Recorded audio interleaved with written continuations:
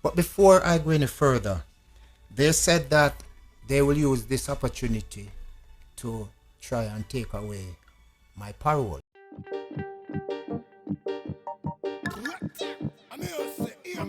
This is a soul for your production.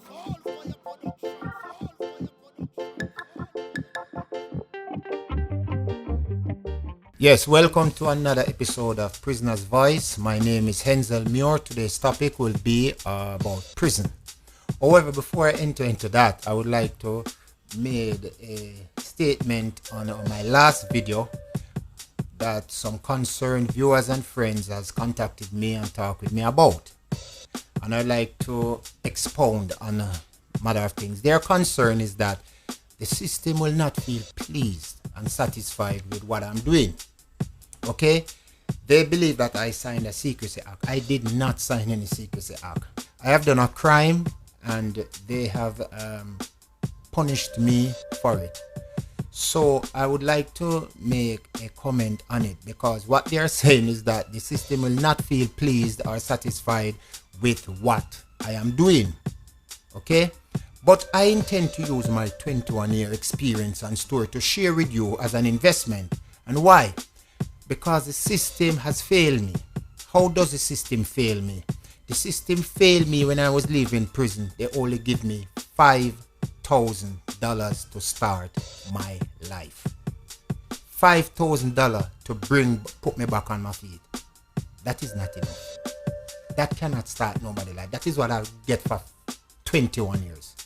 So I'm saying this. The system failed me in many areas. They victimized me in many areas. One, they did not employ me. They will not employ me. The system discriminate me, and the system victimized me. And as I said, the system failed me. There was no employment given to me when I'm out. There's no starting. There's no allowances. But I said $5,000. What can that do?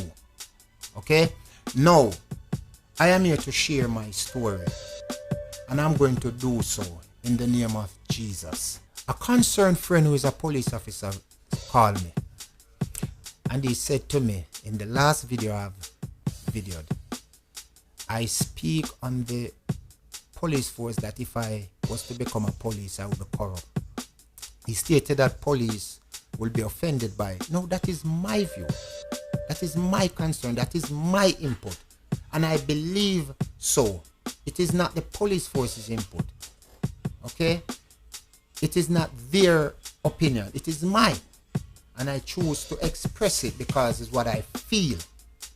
And as I said in my last video, based on communication with police officers who were convicted, they shared their story with us. And it definitely let me believe that I personally would have to support some activity that doesn't fit my moral principle. But before I go any further, they said that they will use this opportunity to try and take away my parole, because I'm still on parole. Now I have in my possession a Form E, a parole order, and I will share with you what it said. The parole order said, subsection 7 of the Parole Act, the parole board grant parole to Hensel Muir, who was sentenced to a term of imprisonment to life and is now serving that sentence at the St. Catherine Adult Correctional Center. Parole is hereby granted with effect from the 17th of July 2015 and shall terminate on the indeterminate, which means after 10 years, then I can apply for parole. Reprieve, sorry about that. And is subject to the following condition. 1. He shall report without delay, but no more than 7 days after release to the parole officer, which means the day I was released, I have 7 days to report there, and then I will get a date when I should report, whether 2 months after, 1 month after, 3 months after, 4 months after. 2. He shall place himself under the supervision of the parole officer for the parish of Kingston. 3. He shall keep in touch with his parole officer in accordance with the officer's instructions. 4. He shall reside in the parish of Kingston and shall not change his parish or residence without obtaining prior permission of the parole board. 5. He shall, if his parole officer so required, receive visit from that officer at his place or residence. 6. He shall inform his parole officer at once if he changes his address or changes or loses his job. 7. He shall be of good behavior and lead an honest and industrial life. And that is exactly what I'm trying to do. But other persons' concerns, friends, and concerns, viewers, are very much concerned how the system might react to this. No, everyone have a constitutional rights. I have a constitutional rights to express myself. They have a constitutional rights to express themselves. They can do so. Why is it I cannot do so? This is the medium I'm using to express myself, to share my experience so that you can learn. I am sharing my experience also so that youths in the tender age does not get themselves involved in criminal activity. 8. He shall advise the parole officer if arrested or questioned by the police regarding any offense. And that is it so far. And around the back it stated, special condition if any. He should not leave the island of Jamaica while the parole order is in force without first obtaining permission of the parole board.